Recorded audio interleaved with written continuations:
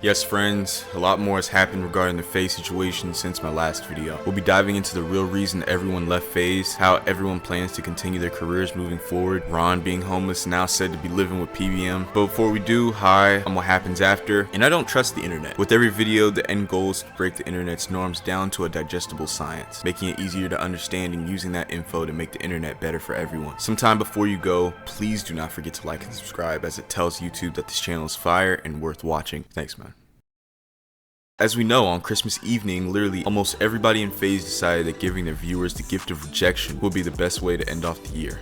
I'm kidding. Ray's just left, Kason just left, and yes, the man, the myth, the legend himself, FaZe Rug, has also just left after a decade. Over a decade, actually. He's literally the reason most of us know FaZe. With the info of some pretty viral TikToks, people speculate that the reason all of them left at the same time was because Aiden Ross bought the rights to FaZe. But in actuality, FaZe was bought out by one of the co-owners of DraftKings. His name is Matt Kalish. Matt actually been buying stock in the company since May of 2024 and bought the final stake of the company on March 31st, 2025, which basically means he finished the series of payments required to actually own FaZe. But this led me to believe that that wasn't the reason that they left FaZe, because if that were the case and they hated the owners, quote unquote, they would have left much earlier in the year. So I did more digging, and turns out the owners of FaZe wanted 20% of every member's income on a monthly basis. But get this, they strategically wouldn't ask these members for the money until about a year later. So they would let the money accumulate over time and would expect each member to give them their individual share when the time was right. First, this just goes to show how slimy show business can really be. But most people in these positions are in round table meetings coming up with calculated strategies on how they can get the most profit from the people they're using as quote unquote talent. Second, we never know what is actually going on despite what is shown to us. Their job is to show us the side of themselves they want us to see, nothing more, nothing less. It is a business at the end of the day. It's made to look like it's carefree and authentic because that's what the people crave, and executives pick up on that and think of ways to exploit that need for authenticity into money systems. I'm glad they even got to crawl out of their contracts legally, considering most companies make you serve your time before leaving. They're genuinely blessed. But what will FaZe look like from here on out? The internet is hinting at the former FaZe members starting their own group. Max made it abundantly clear that one of the main reasons he left FaZe was because he was feeling like a puppet, basically. He realized who actually had the power and what it meant for his livelihood moving forward. He had to pull the plug himself, a decision most members came face to face with. Not only walked away from FaZe, but walked away together like the end of the Ocean's 11 movie, bro. It's crazy. On another note, FaZe Base is for some reason trying to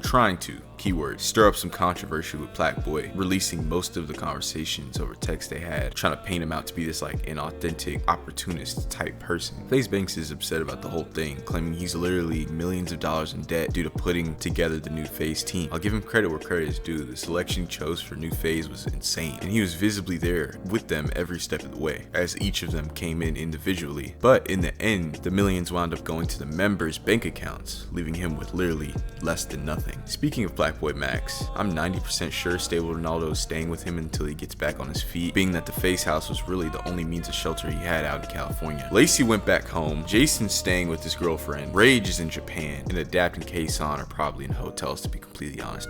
Actually, I'm gonna be real, if Lacey wants to stay in California, he probably is in a hotel too, who knows. Yeah, but shout out Black Boy, man, for letting Stable Ronaldo stay in his house. But honestly, I expect nothing less from brothers, you know? They're literally family at this point. Other than that, what really is there to say? I'm making this before all the FaZe members go live. They're supposed to be going live later today, so I don't know what they're going to announce. It'd probably be something along the lines of what I said in this video, but feel free to tell me everything in the comments, especially after you've seen the lives for yourselves, or you can go back and rewatch the VODs and also see it that way. Who knows? It's your life, man. Genuinely, I appreciate the support. I'm gonna keep this up for y'all every single day. I'll be here and we'll talk about just everything. Blessings your way, bro. Much love.